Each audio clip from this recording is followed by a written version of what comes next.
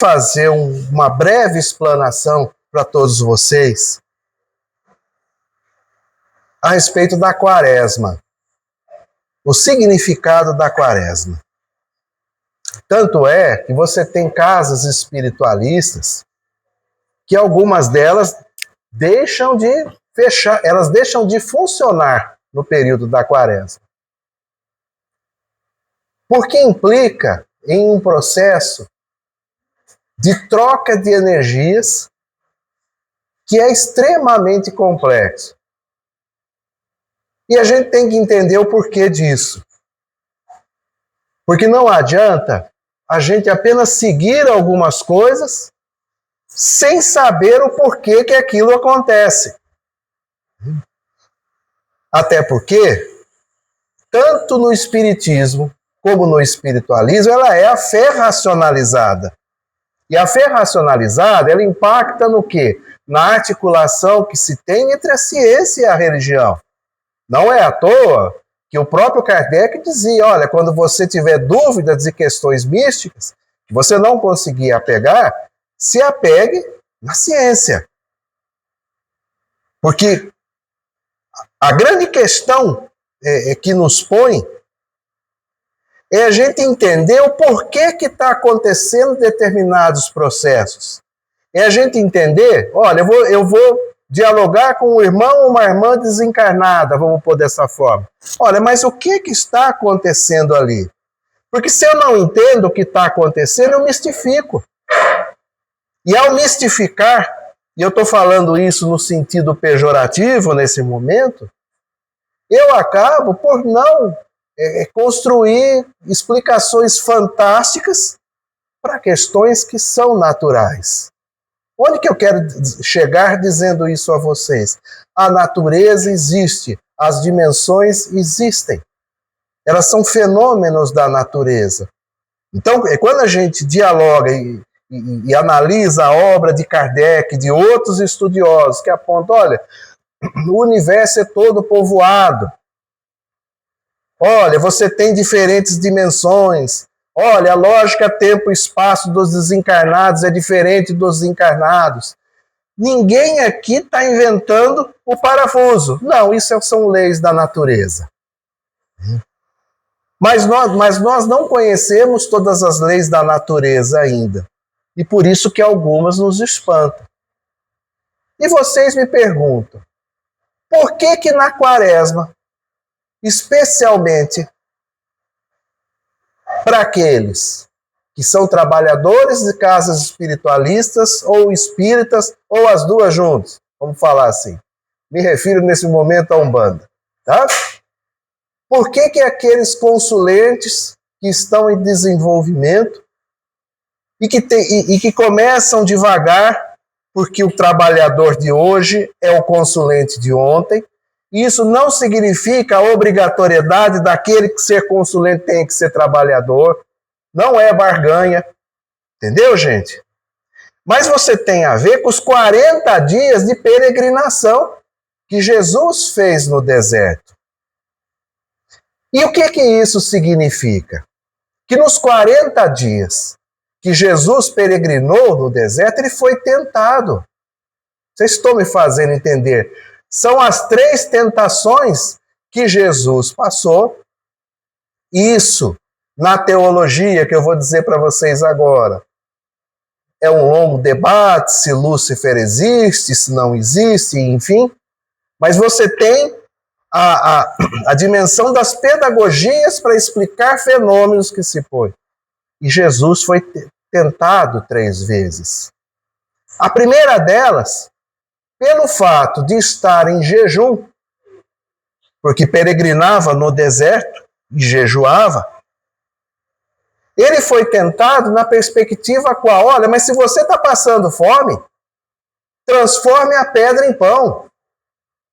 Por que uma pessoa com o seu poder passa fome se tem o poder de olhar e transformar a pedra em pão? Reviva os milagres. Não é necessário passar fome.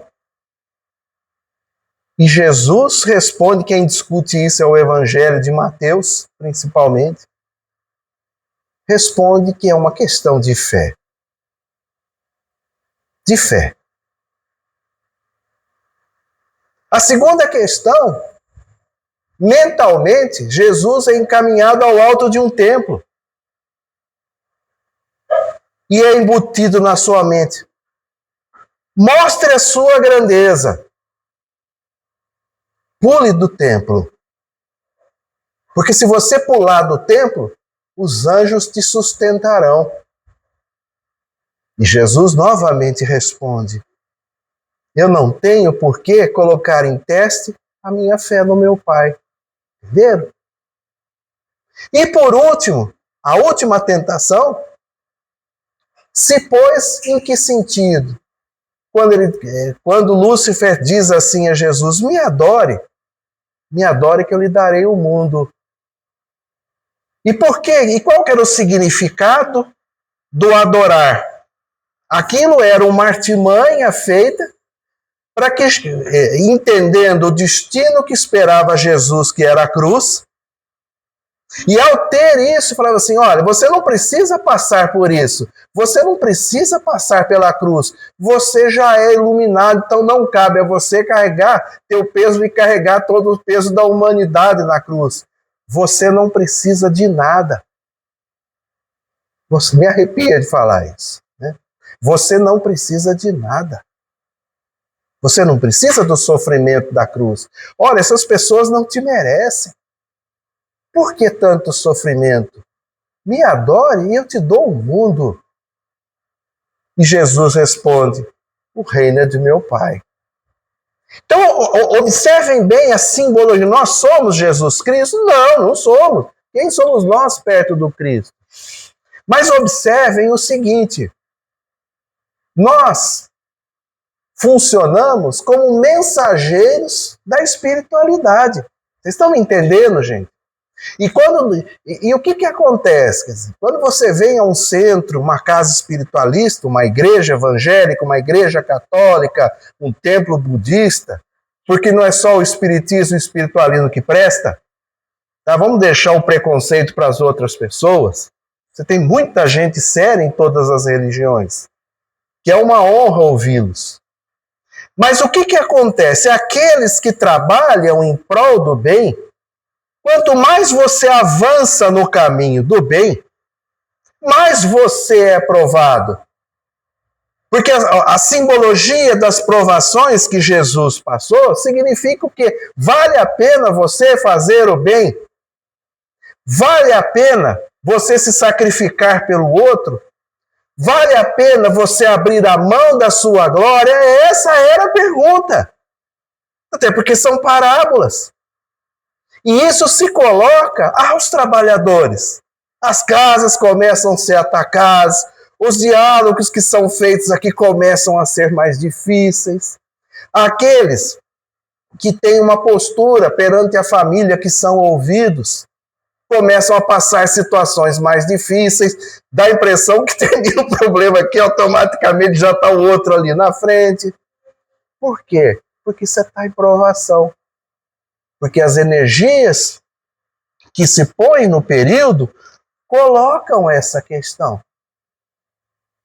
E a questão que está de fundo é o seguinte: desista.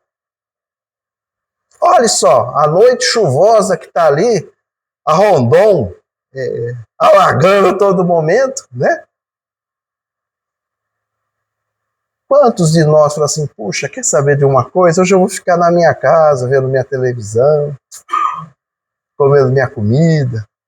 Por que eu vou lá no centro, né? Observe. Eu não sei vocês, mas eu, quando era consulente, sempre aparecia um motivo na minha cabeça para eu não ir. E não estou dizendo que se não vier não tem salvação. Não é isso, não. Aqui não é barganha, sabe, gente? Mas você tem um período que todos nós somos colocados em provação. Por quê? Porque a simbologia que carrega é a simbologia de Jesus. Então dá a impressão que as coisas ficam muito mais difíceis. Porque qual é? Saúde, filhote. Esse vai pro vídeo ali, né? É minha sobrinha, viu, gente? Porque você tem uma questão que se põe do que o teste que é posto é para entender, muitas vezes, até onde nós conseguimos ir, até onde nós conseguimos chegar. O teste que nos é posto, e não existe nada de crueldade nisso, e alguns irmãos e amigos vão entender bem o que eu vou falar aqui agora, que é a velha questão que você faz assim, olha, se eu der um passo para cá, eu posso dar outro para voltar para o caminho e sigo em frente. Entendeu? É isso que está em jogo. É isso que está em jogo. Se eu der um passo para cá, eu posso dar outro para cá. Por quê? Porque eu posso voltar. Eu posso voltar. Eu posso entender. Tudo é simbológico, tudo tem uma explicação. Se eu sair para cá, eu posso voltar para lá. Eu mudo minha forma de simbolizar com o outro e retomo o meu caminho. Né? É nesse ponto que eu quero chegar. Só que muitas vezes nós somos movidos pela soberba e nos esquecemos do nosso lugar perante Deus. Você tem uma passagem no Evangelho segundo o Espiritismo, codificado por Allan Kardec, que diz o seguinte: felizes os pobres de espírito. E muitas vezes quando a gente pensa, fala assim, mas quem são os pobres de espírito? Porque se a gente lê, já é uma tradução da língua francesa para a língua portuguesa, vamos pôr assim, que por sua vez veio do grego e que por sua vez veio do hebraico, tá? Só na tradução do hebraico para a língua grega, muito do sentido se perdeu, mas isso não é assunto para essa palestra, tá? Mas você fala assim, mas quem são os pobres de espírito? Os ignorantes? Mas qual é o sentido da ignorância? Percebe onde que eu quero chegar? Nem sempre aquele que é dotado da possibilidade na encarnação de frequentar os bancos escolares, ele é mais sábio. E não estou dizendo que todos não sejam. O que eu quero dizer é que é o convite, em muitos casos, à soberba. Por quê? Porque se entra-se em debates, você sempre tem que vencê-los, quando na realidade você está conversando. Você não precisa vencer nada. Mas se eu carrego comigo a soberba, sempre a última palavra tem que ser a minha. E aí, quando você vê uma manifestação de espíritos de irmãos desencarnados, pela ciência eu vou falar assim, olha, aquela pessoa ela sofre de uma esquizofrenia paranoica, foi diagnosticado de acordo com tal. Existe a patologia? É lógico que existe, mas nem todas são ela. É necessário ter o equilíbrio. Mas quando se tem essa dimensão, a última palavra tem que ser sempre daquele que goza de uma autoridade que existe apenas no seu pensamento. E o mundo fica muito triste. Muito triste. E fica muito triste por quê? Porque se a última palavra sempre tem que ser a minha, quem é que vai me ensinar alguma coisa? Eu já sei tudo. Abre e fecha-se aspas. Quem vai me ensinar? Porque você tem o conhecimento científico, mas você tem também a relação que se dá com a vida. Para vocês terem uma ideia, isso há muitos anos atrás, eu tive um congresso internacional na Venezuela antes do Chaves e Có. Antes do Chaves. E a minha mãe, ela tem só as 3 primeiras séries escolares, porque é muito comum quem está na casa dos 80 anos, você tem um nível de escolaridade muito baixo. Então é muito comum as pessoas terem um nível escolar muito baixo, mas não significa que não tenham sabedoria. E ali estavam aquelas pessoas que eu sempre lia.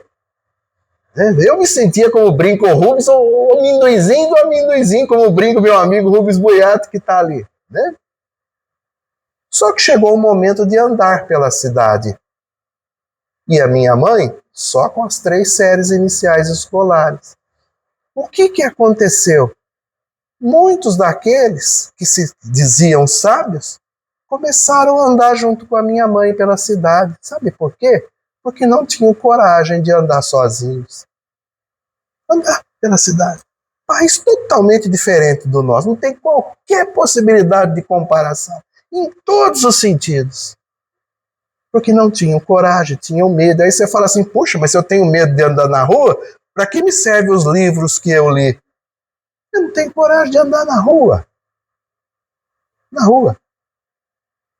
Tempo que o real valia mais que o dólar, e que você dava, na época, uma nota de R$1 de gorjetos, os venezuelanos pulavam em cima, porque para eles era muito dinheiro. A gente não tinha sequer noção disso.